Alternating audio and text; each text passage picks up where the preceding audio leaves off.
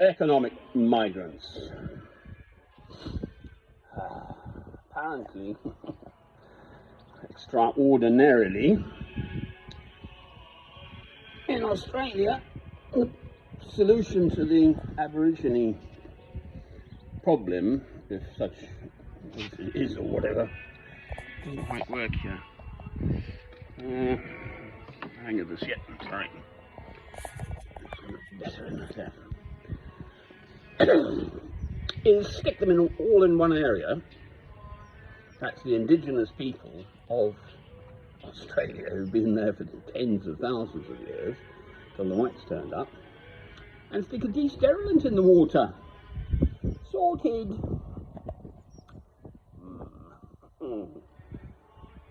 How extraordinary people are. So, people, what do we do when we have too many of them? You're the one too many then, okay, we'll just, dispose of you. I don't think humanity really works like that.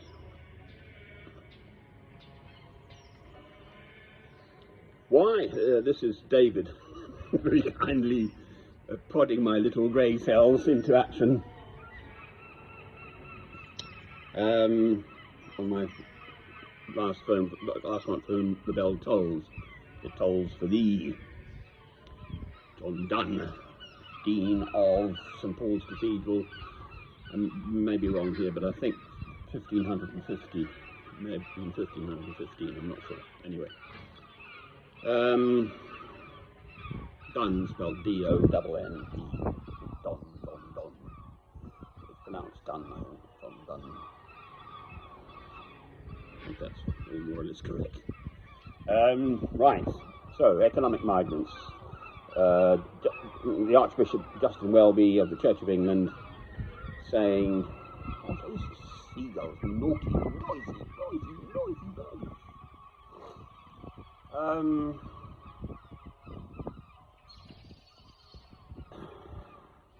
Focusing on an ungodlike act by Priti Patel, the Home Secretary, to propose or practically, I think, implement sending these people coming across from France, whom I gather are mostly young males.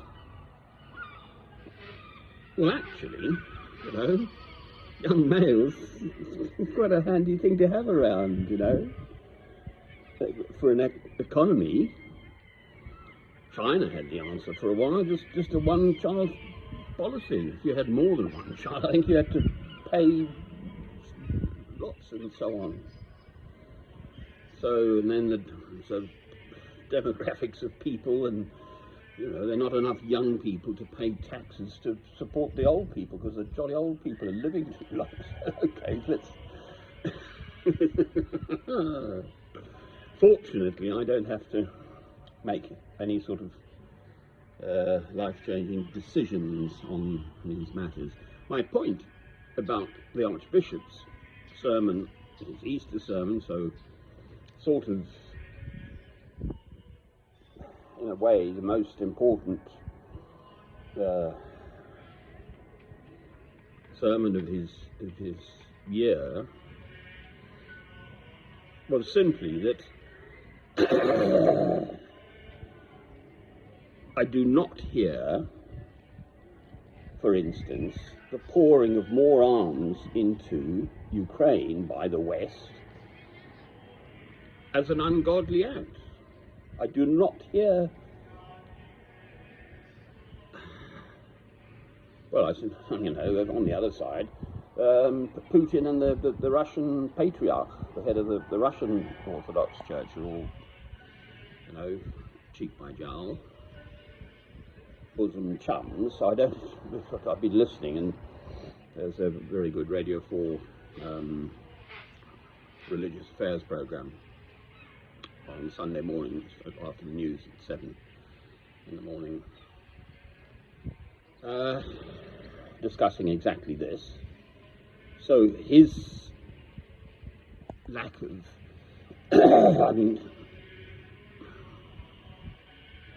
I'm a Christian, and as far as I'm concerned, all violence is wrong. Full stop. Of any description, either in small acts or if you manufacture the arms and sell them to people, well, you are complicit in their use.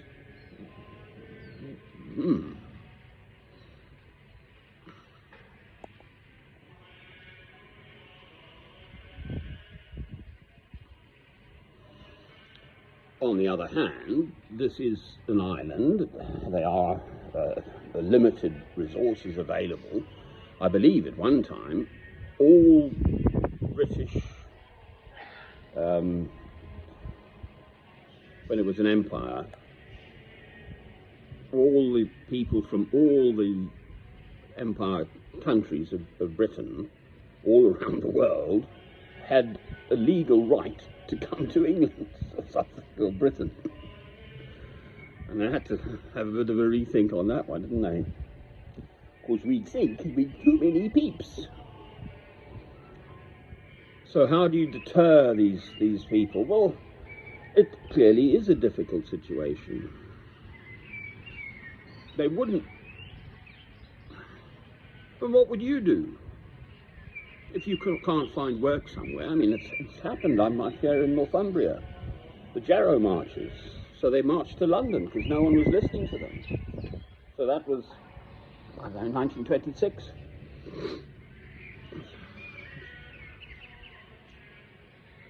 If you're living somewhere where, and of course once they turn up, then there's this duty of care kicks in, and poor old Kent gets it in the neck, because that's obviously mostly where they turn up. So their resources are severely strained, and so on and so on. So it is not straightforward. There has to be an immigration policy.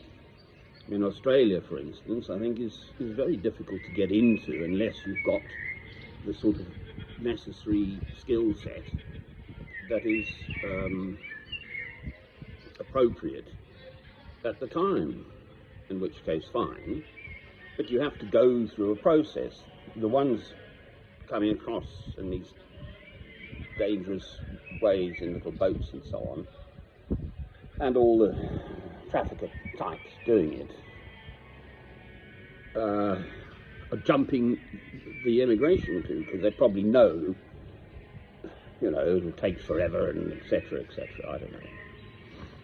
We clearly cannot have the whole population of the world turning up in Kent, obviously. And one of the big policies of this Conservative government, the whole Brexit affair, was to sort of regain control of the borders and the level of people who could come to Britain, because were in the EU, and that gave all people of all countries, people of all the EU countries, the automatic right to come, to move anywhere. In the Schengen area, I think it is.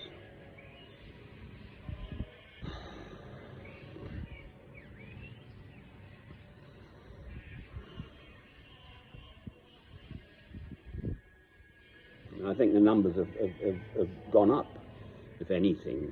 So the whole Brexit idea was, the whole business is complicated. So I'm not in, I don't have to think about this.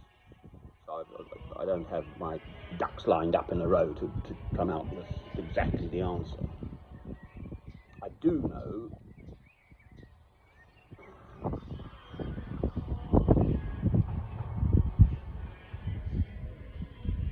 well, stick the ball back in my court. What do I practically do to assist other human beings in this world? I don't, for instance, people will get together and pile a truck full of the right sort of supplies and drive off to places. Ukraine at the moment, but I mean, I've heard of that story elsewhere. So that's a practical act of Christian charity. You don't even have to be a Christian to do that. That's just human beings wanting to help other human beings.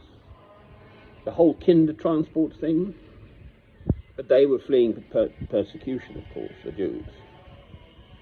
So that is different.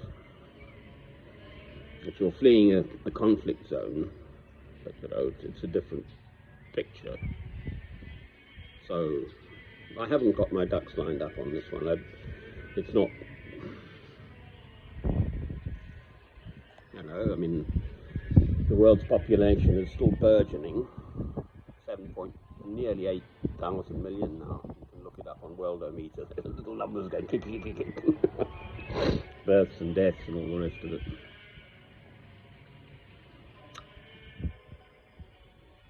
As a Christian, we are enjoined to love.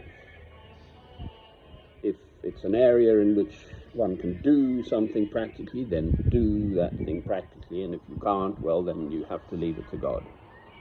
So I'm not in the position of Home Secretary where I have to make decisions. My taking exception to the Archbishop, Justin Welby, was about there are just other matters which, as the person, the practical leader of the Church of England, but the Queen is the supreme governor, I hear precious little in the way of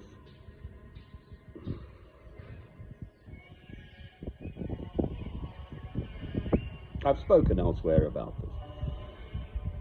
this, especially the Second War in Iraq, where we just slaughtered people left, right and centre. We, the West, America primarily, but Mr. Tony Blair went along with that. So, I mean, that's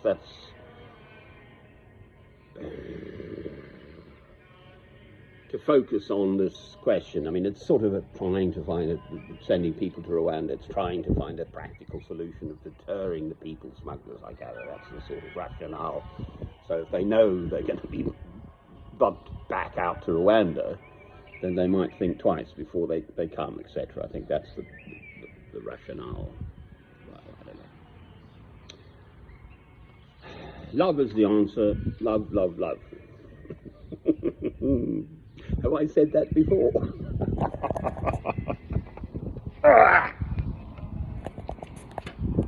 Weigh it all up against 2 commandments.